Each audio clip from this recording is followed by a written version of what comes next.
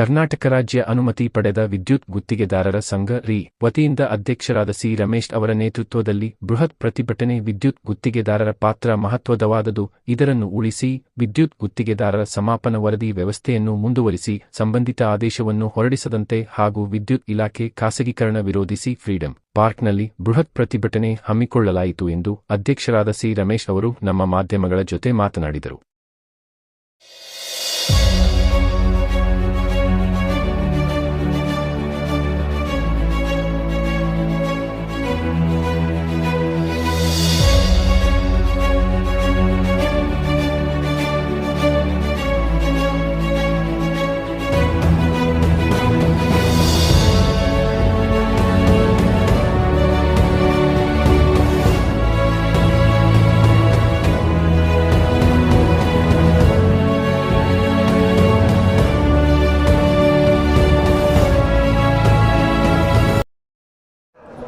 ನನ್ನ ಹೆಸರು ಬಾಬು ಟಿ.ಎಸ್.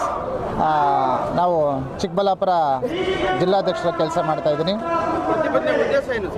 ಉದ್ದೇಶ ಏನಂತಂದರೆ, ಈ ಭ್ರಷ್ಟ ಸರ್ಕಾರಗಳು, ಕೇಂದ್ರ ಸರ್ಕಾರ, ರಾಜ್ಯ ಸರ್ಕಾರಗಳು ದಲಿತರ ಮೇಲೆ ದೌರ್ಜನ್ಯಗಳನ್ನು ಖಂಡಿಸಲು, ಈ ಗುತ್ತಿಗೆದಾರರಿಗೆ ಮತ್ತು ರೈತರಿಗೆ, ಸಾರ್ವಜನಿಕರಿಗೆ ಆಗುವಂಥ ಅನಾಹುತಗಳ ಬಗ್ಗೆ ಸರ್ಕಾರಕ್ಕೆ ಎಚ್ಚರಿಸಲು ಬಂದಿದ್ದೀವಿ.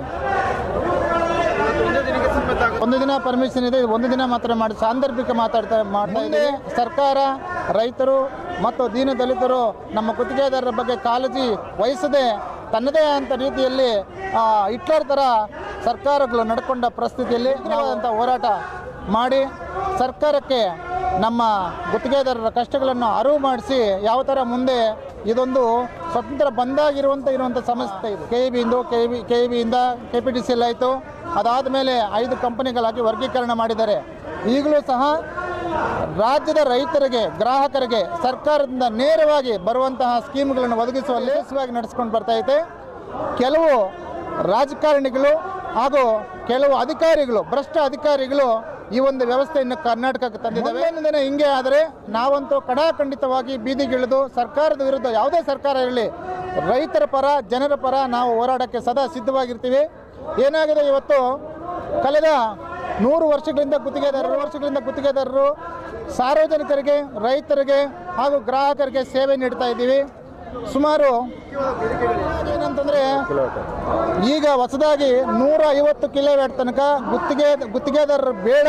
ಒಂದು ರೈತರಿಗಾಗಲಿ, ಒಂದು ವಿದ್ಯುತ್ ಗೃಹ ಬಳಕೆ ಇಂಡಸ್ಟ್ರೀಸ್ಗೆ, ಕಾಂಪ್ಲೆಕ್ಸಸ್ಗೆ 1 ಕಿಲೋವ್ಯಾಟಿಂದ 150 ಕಿಲೋವ್ಯಾಟ್ ತನಕ ವಿದ್ಯುತ್ ಸಂಪರ್ಕ ಕೊಡೋಕ್ಕೆ ವಿದ್ಯುತ್ ಸಮಾಪನ ವರದಿ ಗುತ್ತಿಗೆದಾರರಿಂದ ಬೇಡ, ನಾವು ನೇರವಾಗಿ ಕೊಡ್ತೀವಿ ಎಂದು ಇವತ್ತು ಸರ್ಕಾರ ಮತ್ತು ಕಂಪನಿಗಳು ಮುಂದಾಗಿ ಏನಾಗುತ್ತೆ ಅಂತಂದರೆ, ಲಕ್ಷಾಂತರ ಕುಟುಂಬಗಳು ಬೀದಿಗೆ ಬರ್ತವೆ. ಮತ್ತು ಅದು ಅವೈಜ್ಞಾನಿಕವಾಗಿರ್ತದೆ. ಎಲೆಕ್ಟ್ರಿಕಲ್ ಕಾಂಟ್ರಾಕ್ಟರ್ ಅಂದರೆ as per standard ISI electrical ಪ್ರಕಾರ, ಎಲೆಕ್ಟ್ರಿಕಲ್ ಇಂಡಿಯನ್ ಆ್ಯಕ್ಟ್ ಪ್ರಕಾರ ಗುತ್ತಿಗೆದಾರರು ಮಾಡುವಂಥ ಸೇಫ್ಟಿ ಕೆಲಸ ಇಂಪಾರ್ಟೆಂಟು. ಸುಮಾರು ಕುಟುಂಬಗಳು ಬೀದಿಗೆ ಬರ್ತವೆ. ಅದಾದ ಮೇಲೆ ಎರಡನೇದು, ಈ ಖಾಸಗೀಕರಣ ಯಾವುದೇ ಕಾರಣಕ್ಕೆ ಆಗಬಾರ್ದು. ಈ ಖಾಸಗೀಕರಣ ಬಡವ, ದೀನ ದಲಿತ ಜನರು, ರೈತರಿಗೆ ತುಂಬ ಅನಾನುಕೂಲ ಆಗುತ್ತೆ ಅಂತ ಎರಡನೇದಾಗಿದೆ ಮನವರಿಕೆ ಮಾಡ್ತಾ ಇದ್ದೀವಿ. ಮುಖ್ಯವಾಗಿ 2 ಬೇಡಿಕೆಗಳು ಸರ್ಕಾರ ಮುಂದೆ ಇಡ್ತಾ ಇದ್ದೀವಿ ನಾವು.